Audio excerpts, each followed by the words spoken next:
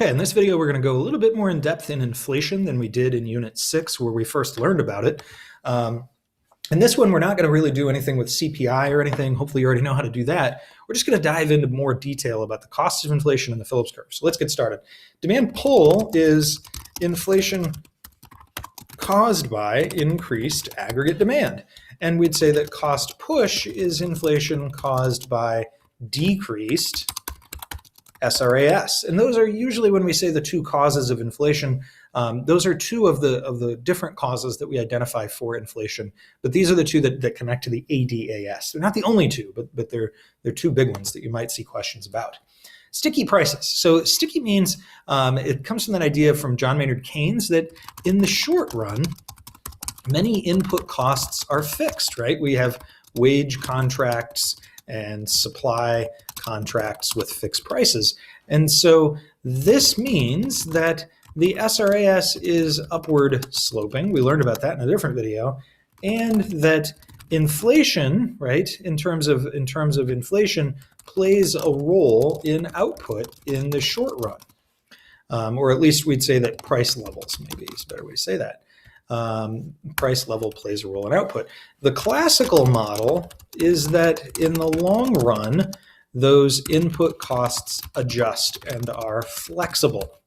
And so we have a vertical LRAS, and that they really don't play. Thus, in the long run, price levels don't play a role in output. So it's kind of telling us the different stories as to SRAS and LRAS. We've got different costs of inflation here listed. Menu costs are the idea that it's costly to change price lists and supply lists for firms when inflation happens. They have to waste time and effort. And unit of account costs are it's costly to people's ability to measure the value of goods and services. So we end up with inefficient transactions happening. People end up with inefficient transactions because they can't value things very easily when inflation happens. Another one would be it's costly to people's time and effort to quickly purchase before their money is less valuable. And so we call that shoe leather costs. And then the last cost of inflation is something called an inflation tax. And it's, first off, not a real tax in the sense that government collects revenue.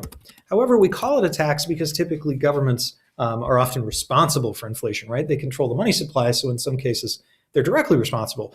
And so if government increases the supply of money and that increases price levels, then it hurts savers. And in fact, it kind of taxes them by basically eroding the value of their savings.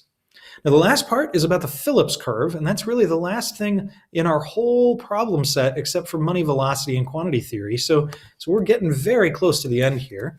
Let me kind of fix that. The Phillips curve shows the relationship between unemployment and inflation. And that's what it is. It's a model that uses that. So now let's draw it and show what the different points look like.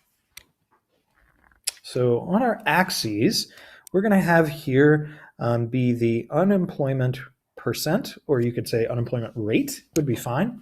And here we're going to have the inflation rate up here, or you could say percent.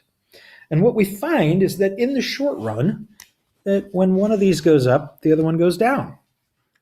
So typically, if we just kind of snapshot the economy, right, we're just taking a picture, we find that if unemployment is very high on this axis, we'd find that inflation is very low.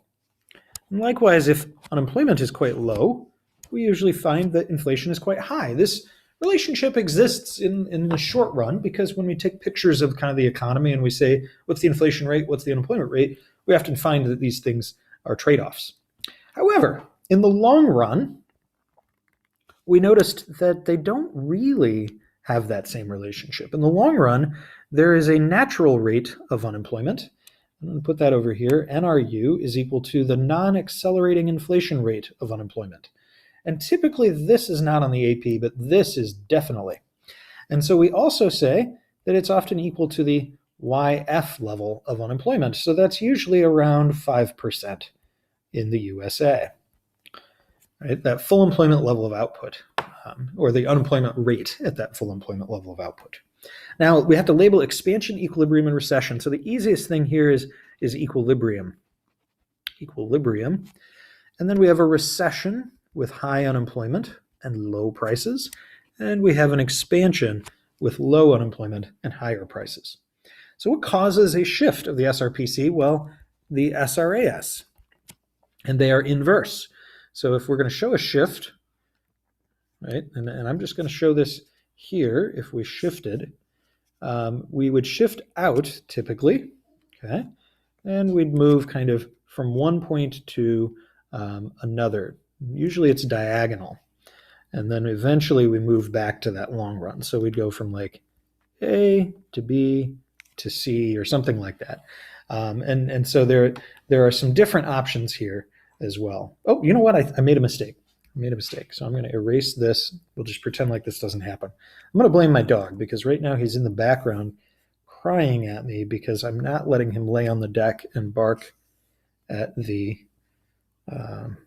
see, I made another mistake. Not letting him bark at the neighbors doing their lawn. So he's very upset about it. So a shift to the right of SRPC look like this. And we move diagonally when we do this. We go from like A to B, or we would move like the other direction as well. A slide along the SRPC would be a shift in an AD. So if you remember, we did the thing where we flapped our arms around in class, and that's the idea here. And by the way, a SRAS decrease would shift the SRPC to the right. So they move opposite. Okay, that's the key. All right, hopefully this helps you. I'll see you next time.